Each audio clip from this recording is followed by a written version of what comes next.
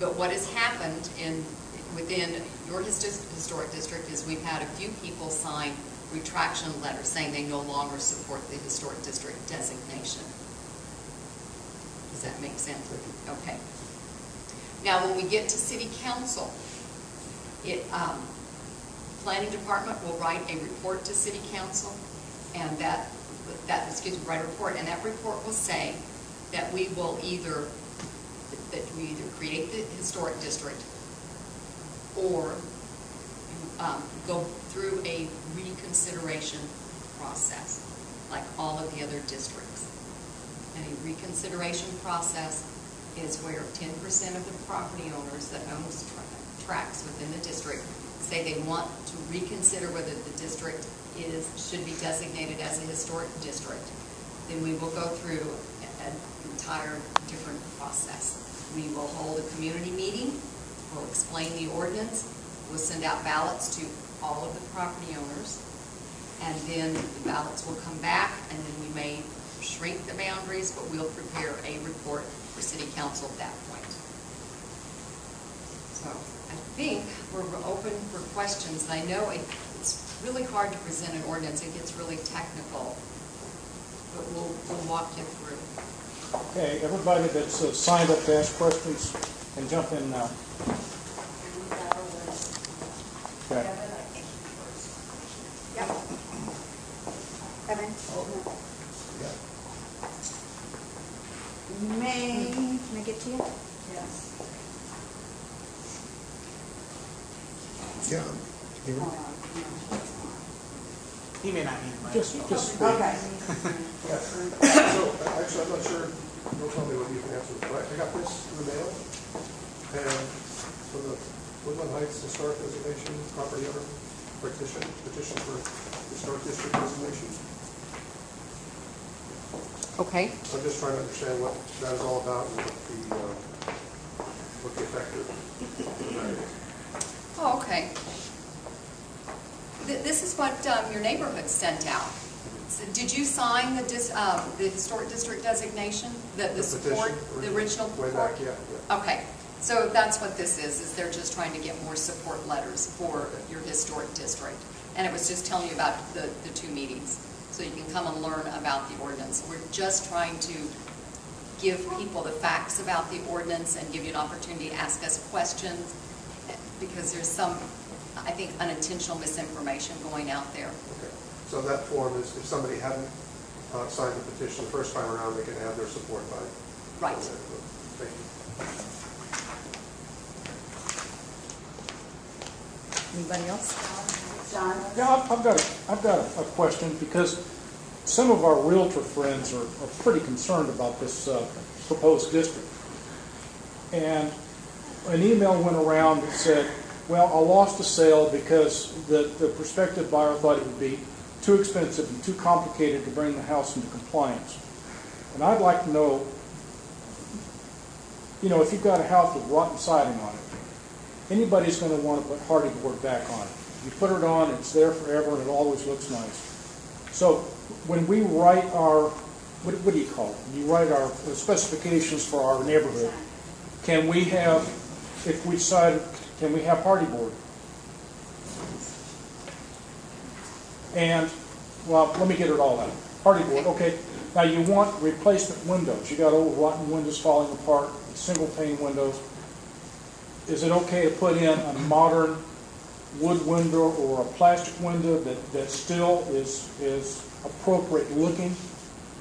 And you got an old cedar roof, cedar shaped roof, and we want to put on a modern composition roof that looks like an old style roof.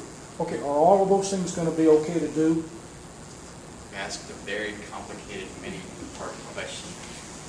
First of all, hardy plank, I'm not sure it's going to last forever. It's been around 25 years. Your wood siding's been around for 80, 90, getting close to 100 for starters.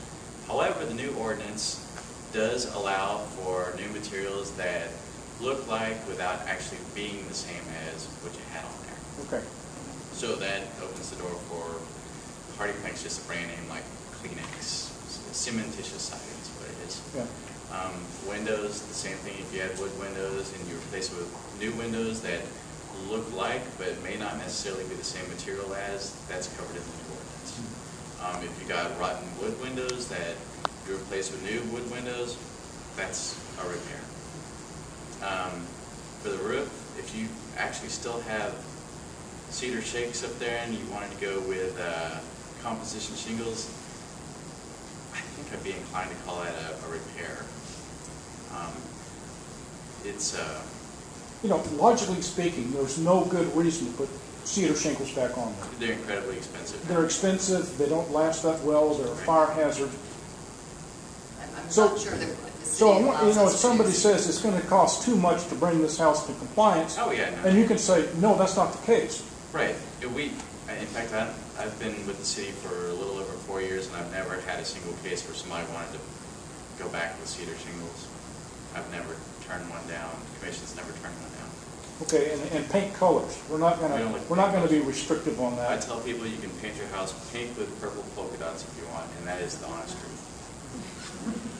The other thing, the other concern that people have heard, or the other issue is if they buy the house, we're gonna make them reverse all of those inappropriate alterations, Yeah, and we're not going to. yeah.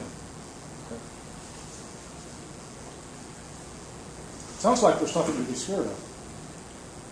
No. I don't, come on. Okay, well, come on. John?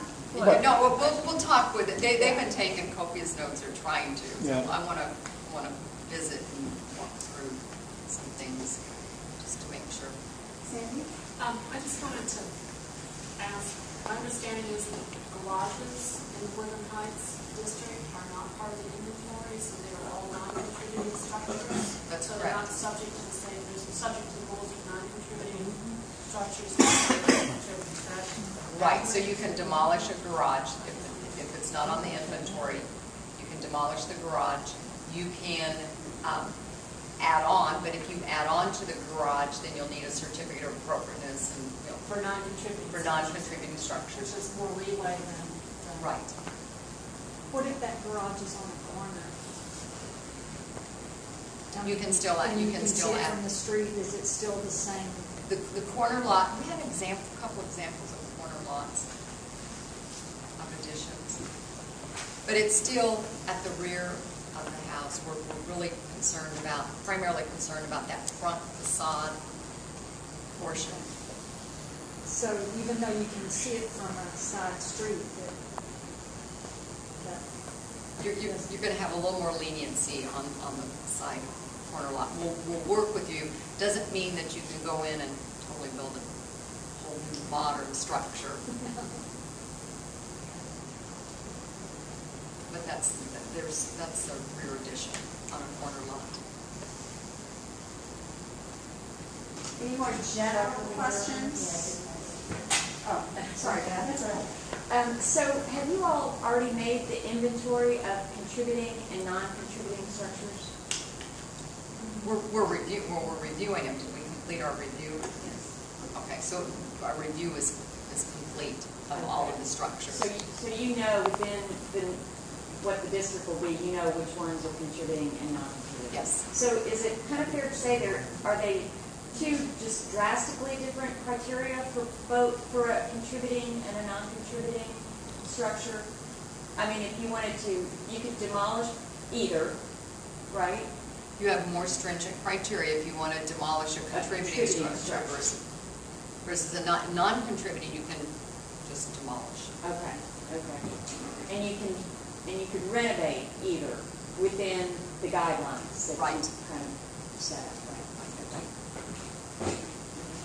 If you demolish a non-contributing, would you require something that would be considered contributing, or more like you were saying, if your house is destroyed, you have to build it back like it was if it's contributing. If you take out one that's not contributing, do you want one back in there that is?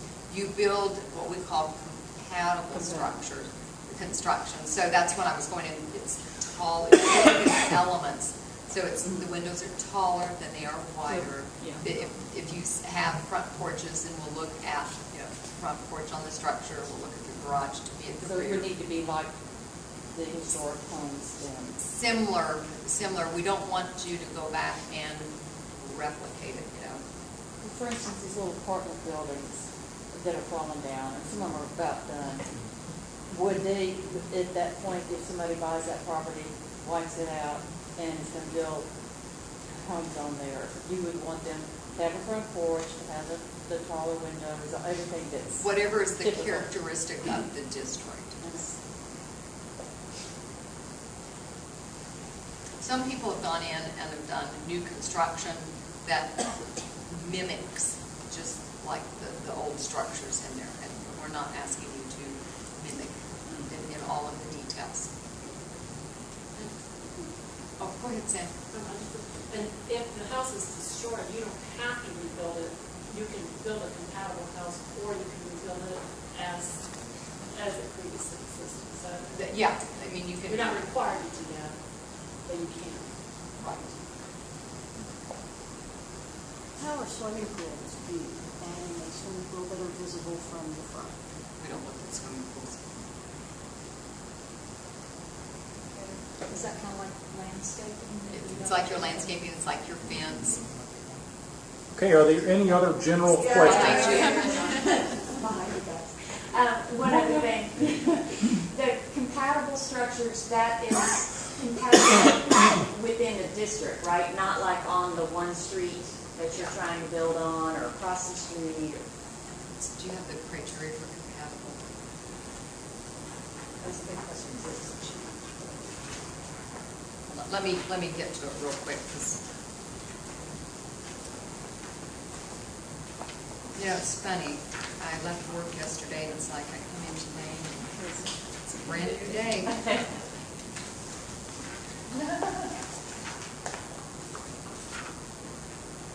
Okay, so on new construction, your structures need to match we look at the entire district, but we look at only the contributing structures within the historic district. So we'll look at your setbacks, we'll look at your exterior features, which I talked about, the porches and the windows, okay? We're gonna look at the proportions of your roof line. You know, if your roofs are relatively, you know, a lower pitch versus, you know, a huge pitch, then we'll look at the roof pitch. On the height, we're going to look at, for residential, we'll look at the eave height of the contributing structures within the district. If you have a commercial building, we're going to look at the height of existing commercial structures. Yes? So it sounds like you've gone through the inventory of contributing and non-contributing. How can a homeowner find out whether their structure within contributing or not? We should probably make that available on our website, so that if anyone thinks we've misclassified their building, they can let us know. That would be a good idea. So we'll get that posted out there. Thank you. Once? Twice? Okay, if you've got specific Hold questions. on just a sec. Vicki, you want to wrap up? We want to provide you all some additional experts to speak with individually. Sandra Elzerman here. She's going to be at the deed restriction table. Sandy's a lawyer.